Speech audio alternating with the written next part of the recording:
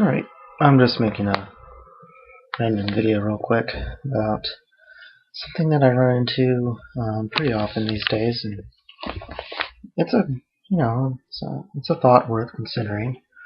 Quite often I get questioned or have a typical reaction from people who believe in God, people who are religious, or they use spirituality or a spiritual connection with God as meaning for their life.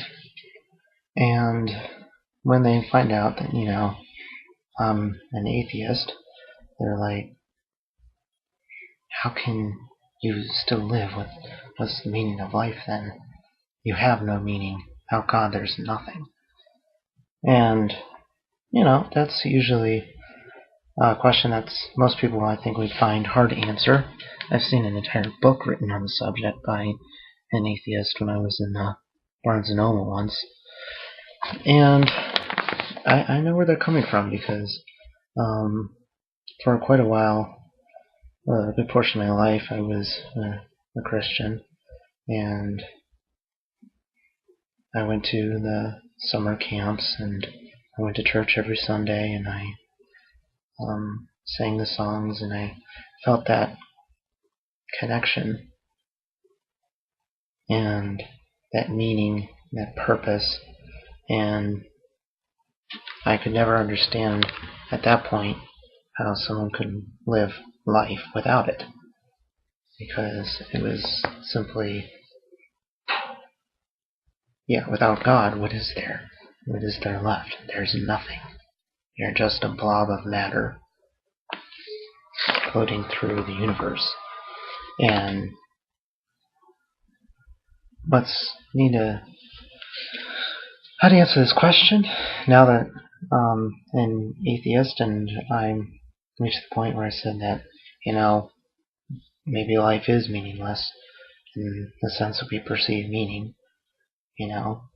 That doesn't make it any less true or false. The question about meaning doesn't determine whether or not the reality that we live in is the one we live in. So, how I answer that question now is kind of simple.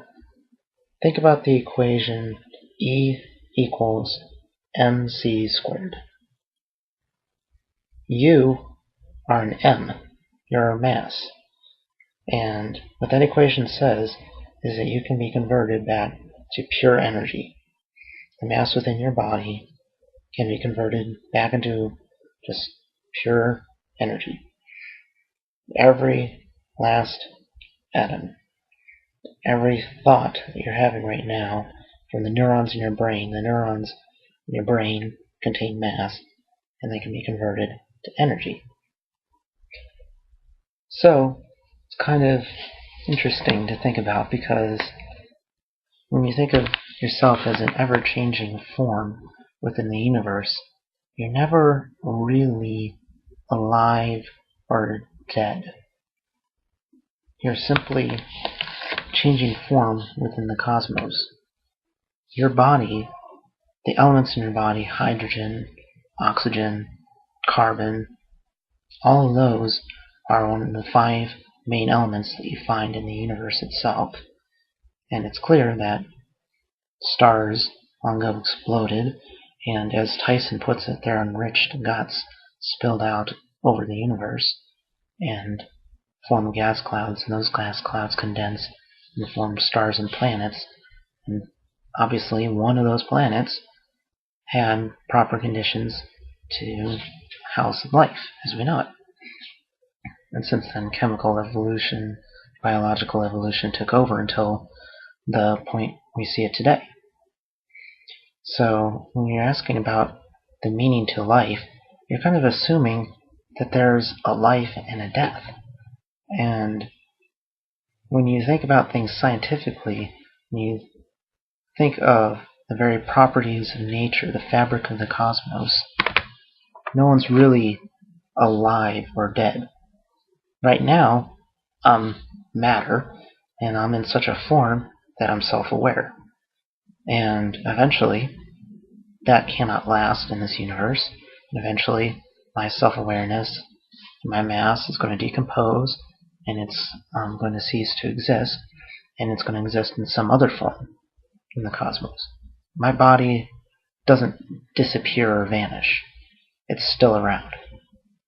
So, when you ask me about the meaning of life, I like to ask, what's life? To assume that there has to be meaning to something, you have to differentiate between life and death, and I think there isn't that much of a cross in the line except being self-aware and not being self-aware. And the thought of death doesn't frighten me at all, because I'm just changing states, and I had no problem being dead 13.7 billion years ago up to the present. I'm not going to have a problem being dead after I'm gone. So, yeah, technically you could say there's no meaning to life, but I think that's a poorly worded question to begin with. So, it's just something I like thinking about, you know. And then people are like, well, you still might have some people that might have a hard time wrapping their minds around, they might still interpret my answer as admitting that there's no meaning to life. If there's no meaning, why are you moral? Or why do you still decide to be a good person to other people? And the fact of the matter is, other people are living in a perception of reality that is just as acute as mine. They are as aware as I am, and they are other beings existing in the same self-aware forms I am.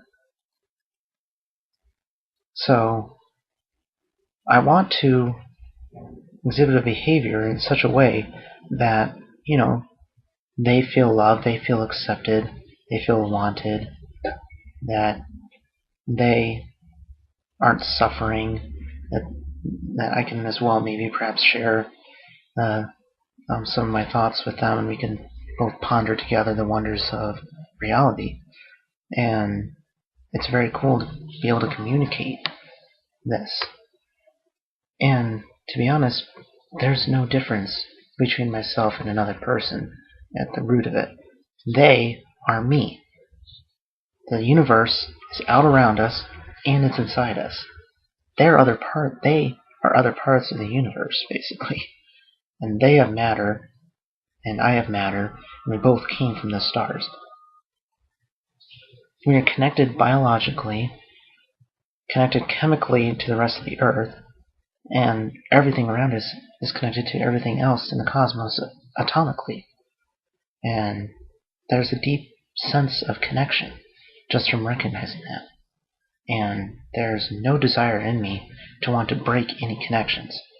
If I kill someone, or that's assuming life and death again, but if I end their self-awareness, then I've ruined a good opportunity to communicate with them and experience reality with them, because you can only experience and communicate realities if two things are self-aware.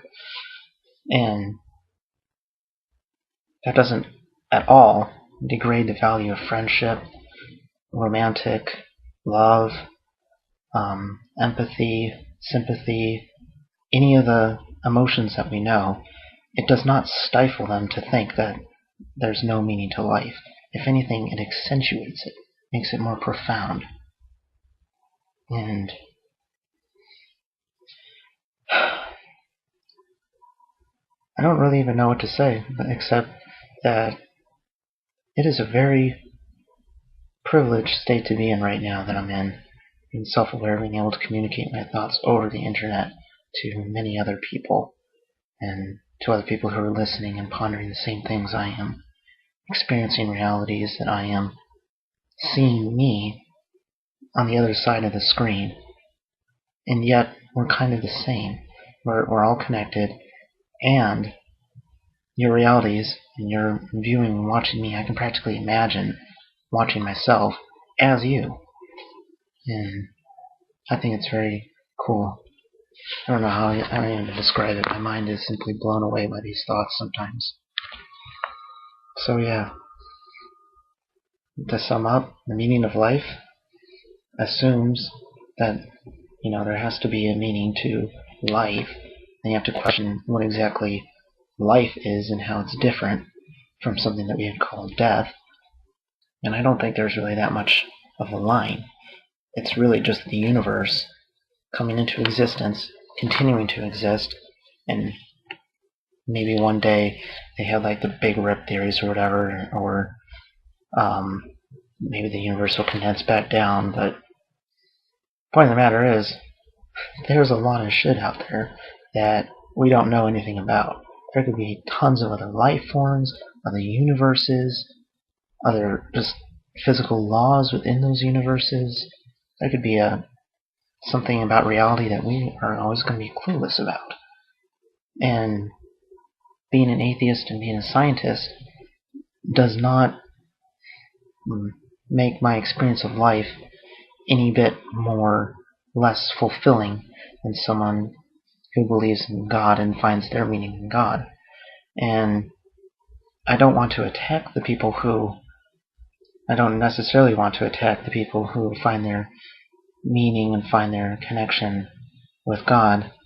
I am simply a little disappointed at times that they simply can't imagine a life without that God, or without their personal relationship. I can totally understand where they're coming from because I've been there, but I don't regret my change of mind and my new thoughts about reality and my switch from theist to atheist one bit. It's been a marvelous experience, this life. This life has been a marvelous experience. Wouldn't trade it for anything. Thanks for watching, and I guess I'll see you all on YouTube some other time.